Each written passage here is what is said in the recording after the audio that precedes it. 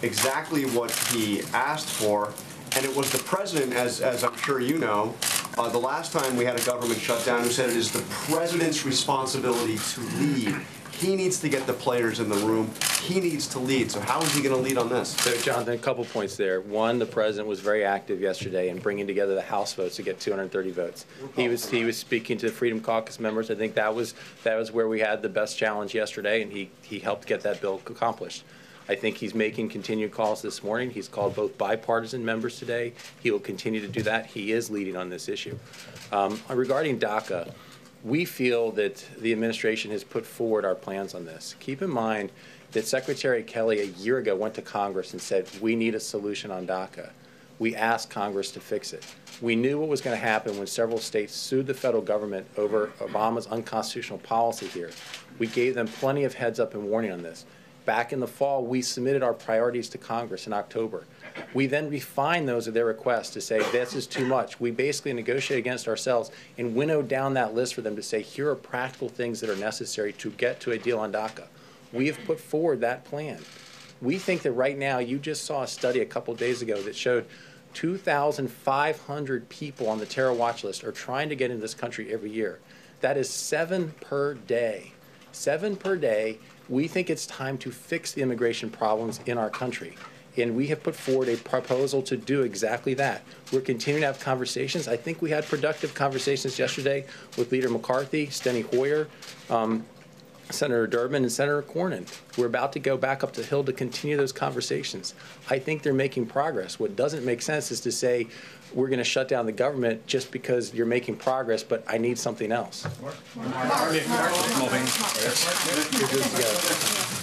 Let me ask you a couple questions. Okay, Director Mulvaney, if I may. To the President's comments about S-hole countries, what responsibility does he bear for the challenges there have been to try to come to some deal? Go back to what Mark just said. The President, let's make one thing clear about that. One of the differences between where we are now and where we were in 2013. Okay? The President is actively working right now to try to prevent a shutdown.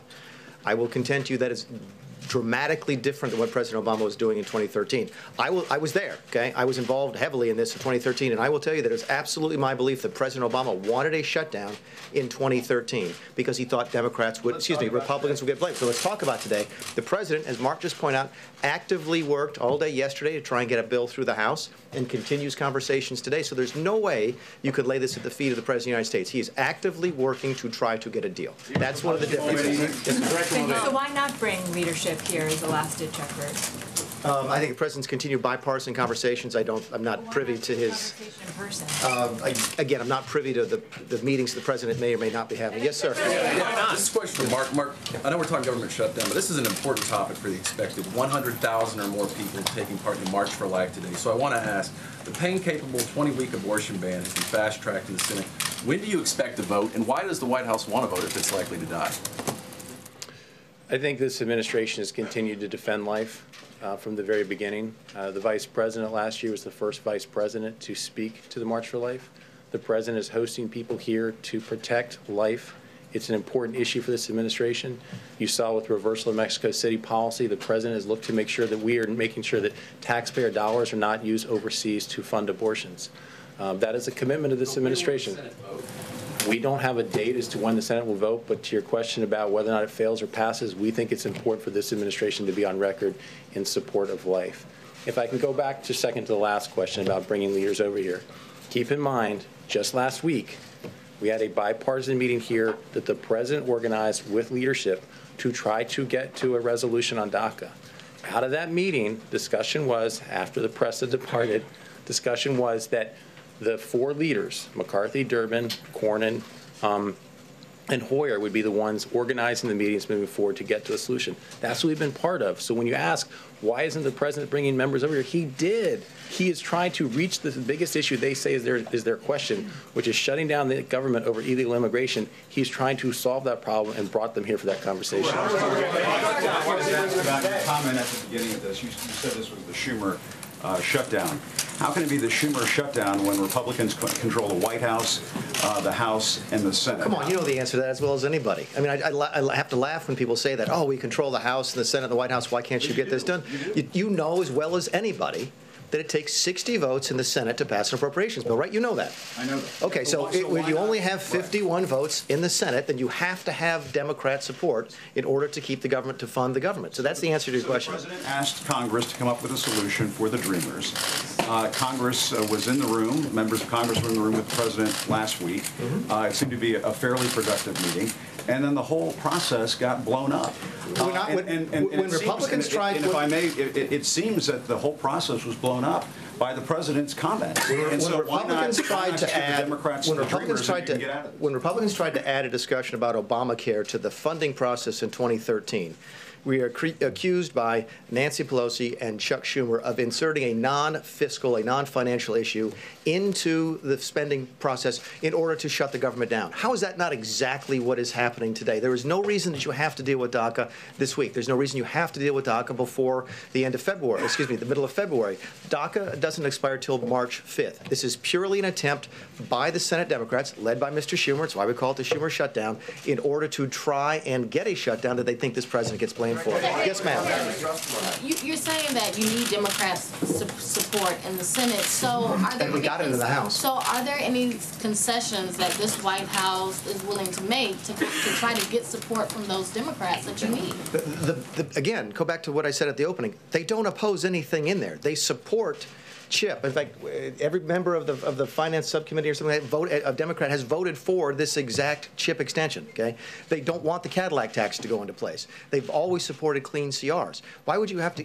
Those are concessions. Ordinarily, you would just simply put up a clean CR and let them vote it. And again, it worked in the House. There were several Democrats who voted for it. So is it take it or leave it on the bill that passed the House? They have to take. So Democrats have to support the bill in the House for us to vote. Democrats should support the bill in the Senate.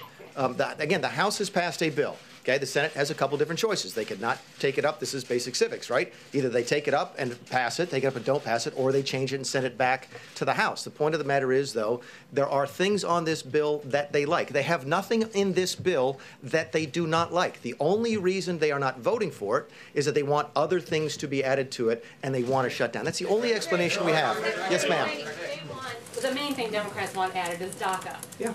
And you've said before, many of you have said everyone agrees they want a solution on DACA. So what is the big sticking point then on your end about including a DACA fix in this bill? I think Mark mentioned that earlier. The bill's simply not ready. You don't get to vote on a summary. You don't get to vote. You don't get to vote on it. There have been months of work on it. As you see with any major piece of legislation, it doesn't and shouldn't come together overnight. There's no DACA bill to vote on, and there's no emergency in terms of the timing on DACA. DACA does not expire until March 5th. So there's absolutely no reason to tie these two things together right now. Can I follow up on that one for one question? Because, again, I think it's important to remember that, yes, we're approaching the March 5th deadline, but the president put forward what he asked for last fall.